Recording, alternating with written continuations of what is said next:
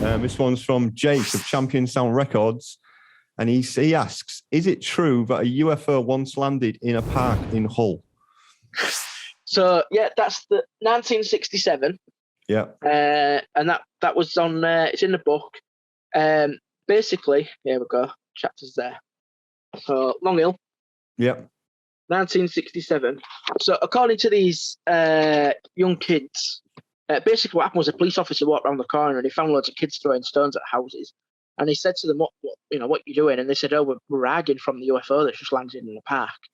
The police officer never saw the UFO, but when he went over to the alleged landing spot, he found a number of burnt circles on the floor.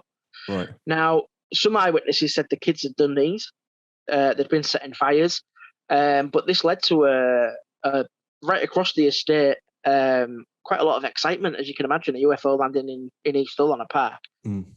Recently, we did some filming for Infinite Monkey Cage with Professor Brian Cox, and the lovely Lucy Beaumont and her mum, the playwright Jill Adams, they came to my house, and I talked about this case. I showed them the documents and stuff, and Jill Adams remembers living on the estate when it happened, and she said as a school kid, everybody was talking about it, and they went back to the site. She visited the site where she remembers it being and stuff like that. But yeah, she's totally convinced it was a UFO. On the flip side, I'm more convinced that it was a group of kids that were caught doing naughty things up to no good, and that was their excuse for being a bit naughty.